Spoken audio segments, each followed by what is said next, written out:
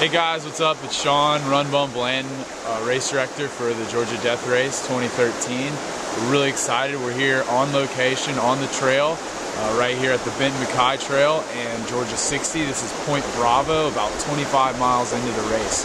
Just want to talk to you guys for a moment about our mandatory gear and just give you guys maybe an idea of what you might want to buy, what you might need to pick up. One of the things we're going to have at first, we're going to be starting in obviously at 4 a.m. It'll be pitch black. You need a headlamp. My personal favorite right here is the Petzl NAO, the Petzl Now. I really like this. On boost mode, it's 350 lumens. The one thing you really want to make sure during the race, above all else, is that you have a very bright lamp and you have extra batteries. If you use like a road lamp, you won't be able to see much. You'll go slower, it'll be harder, you'll work harder. Ipso facto, it'll increases your chances to DNF. The one thing you also want to remember is that 90% of you will start in the dark and finish in the dark, meaning that you don't need a light just for the first 3 hours of the race, you need it for the entire race.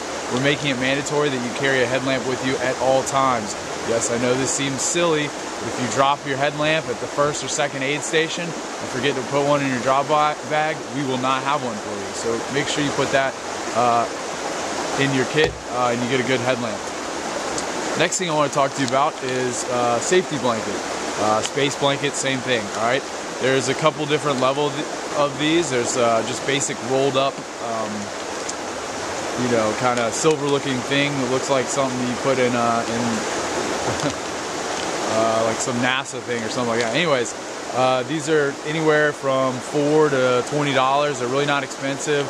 They come in these nice packages. Don't take them out because they're already compressed down. They don't take up a lot of room and they weigh about nothing.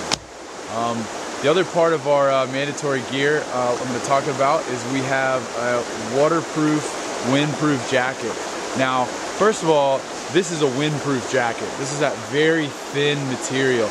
These jackets are great, but they do not keep you warm if you're not moving and it gets wet. All right, these are great again for wind. Might be something I recommend to carry with you. You can fold them up, you can wrap them around your waist, no problem. But again, this is not what we're looking for. This will not suffice for the mandatory gear. What I'm talking about here is I'm talking about right here we have Quechua brand, which is French. You won't find it over here. These right here, you can see that the jacket is seam sealed. It's still not a very heavy jacket. It's got some pockets, whatever, but it is clearly waterproof and windproof. The reason for this being is when you guys get up here on these ridges back here, especially during the dark, it's going to be very cold, it's going to be very windy, and if it's raining, you can get hypothermic like that. The temperature change between the start at Vogel State Park and the top of our first climb, Coosa Bald, varies incredibly.